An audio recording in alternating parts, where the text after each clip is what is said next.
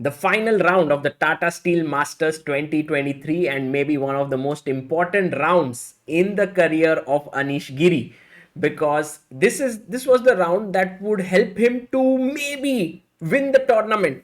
This is how the standings looked like. He was at number 2 position. Nodirbek was leading by half a point. Nodirbek was up against Jorden van Foreest, and Anish Giri took on Richard Rapport. So let's get to the game and see how that panned out. Anish, playing with the white pieces, goes 1e4, and in this must-win situation, he decides to play the open Sicilian. A good decision because that will lead to fighting chess. Sicilian classical played by Richard Rapport, and Anish goes for the Richter rouser with bishop g5. Now the main move here is e6, but Rapport is inspired by Daniel Dubov, who plays this line a lot with g6. Engines don't prefer it, but I think humanly it is a playable variation. Anish seemed to be pretty decently prepared. He went bishop b5, bishop d7, and now he played his bishop back to c4. This is inspired by a game between Swidler and Dubov, in which this same move order was played. Okay, bishop went to g7, knight takes c6, and now you can't take with the pawn because d6 is hanging, so you must take with the bishop. Now the d6 pawn is weak, the d5 square is weak, but in return what black gets is the bishop pair. And one move that black is really looking forward to in this position is f5. If he can engineer that well, then he would be doing okay. So that's the reason why Anish castles, and very important move here, played queen d3. Knight d5 was played in that Swidler versus Dubov game, which was kind of an online blitz event, but he played queen d3, which is a better move. Rook c8 played, and now he goes knight to d5. Notice that if you are not careful and play rook a d1, just which is very natural, you want to attack this pawn on d6, then black gets what he is waiting for, gets the move f5, opening up the bishop. E takes f5, and now bishop c3 spoils the structure, and black is doing pretty well after queen g5. So this is what is the essence of this variation if you are not careful. But Anish he played knight d5, and now came rook e8, c3. This is a granite structure against this bishop on g7. Bishop went back to d7, bishop b5, offering a trade, bishop c6. Now you don't want to trade because then the pawn takes and the knight would be kicked, so he went back. Richard was like, okay, I'm fine with a draw. Anish says, no, today I have to play for a win. Rook e1, f5, very good move, because now this is exactly what black was waiting for. Bishop went back, fe4, rook e4, bishop f5, rook takes e8, queen takes e8, and queen d2. So we come to this position where there are a lot of imbalances. Black has the bishop pair, but white has this very strong knight on d5. This is very important. And also this structure is in white's favor because the bishop is slightly passive, on g7. But black has a lot of possibilities. One of them is to start queenside play with a5, b5, b4. And it should be possible to kind of hold the balance here. Threat is for now rook e1 and knight e7.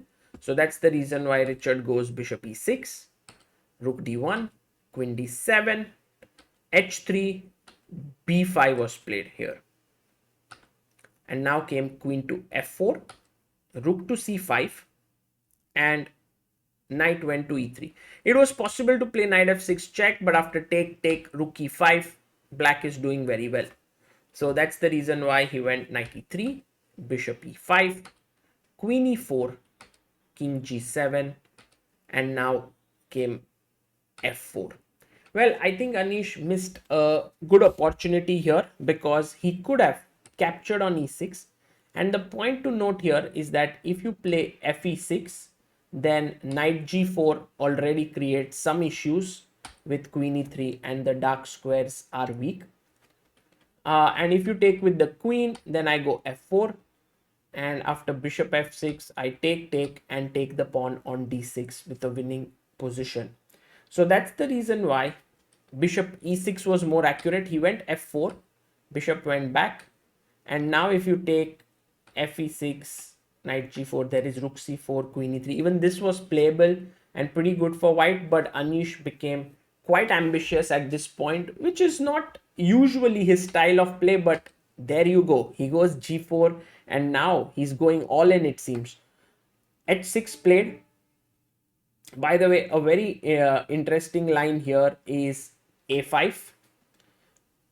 Take, take just for the sake of argument here, and white has a very strong move now. g5, bishop e7, and what do? Check, king here, and take. And there's a pin. So that's the point. This is a very nice tactical possibility. So h6 was played, and here Anish could have used that same tactical possibility and played bishop e6, f e6, because if you take with the queen, then I take the queen and d6 hangs. So f e6 and this nice move h4, because if you take with the bishop, then I have again that same concept of queen d4 and queen takes c5 with this pin here. It's still playable like king f7, g5, bishop g7 when black is still fighting. But this could have been the best way. He went bishop d5 and this allowed takes and rook c4. When black is now once again back in the game after queen e6, Anish pushed forward with f5, gf, and now played knight f4. Here Richard Rapport had a chance, and I think a very nice one, to sacrifice his exchange with rook f4, queen f4, queen a2, attacking b2, and once b2 goes c3 would also fall. Let's say you go queen here, I take, and bishop e5, and this has great drawing chances for black. I mean, should be good compensation. But he went queen e5, which is fine, knight here. And now if he had gone king g8, yes, it does look a bit scary after this check, but after king h7, queen here, king g6, it seems like black is holding his own here. However, Richard simply blundered with king g6. That was a massive mistake, and now came a very nice move by Anish. Try to find it, white to play, and I think Richard had missed it completely.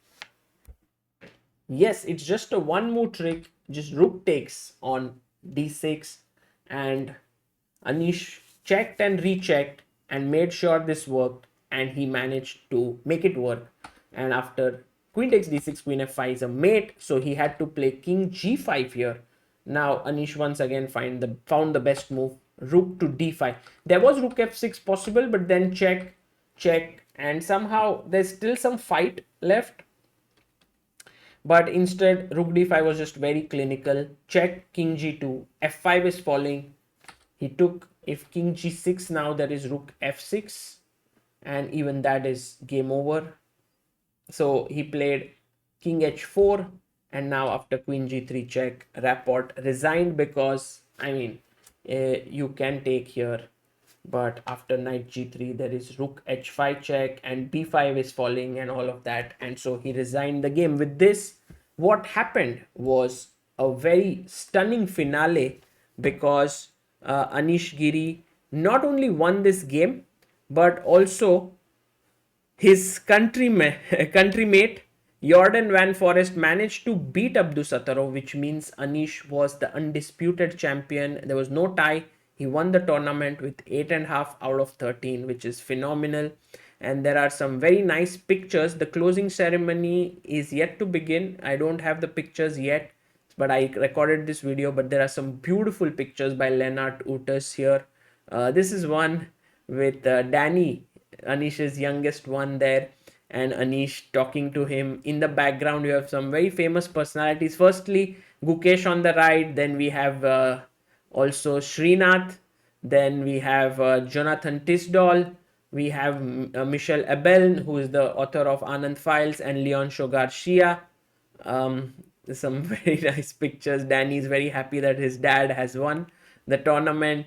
And here is Anish with his entire family, Sopiko, Danny, Michael, and Anish, of course, about to make a tweet perhaps. A lot of fans came to watch this final round, and this is, I think, the picture of the day. Anish Giri getting congratulated by Magnus Carlsen for winning the tournament. That's a nice one. I think that one, with that, we will end this video. A huge congratulations to Anish Giri. I think a very, very inspiring victory here by him. And he's also raised his elo quite a bit. He is now 2790, I believe. Sorry, 27.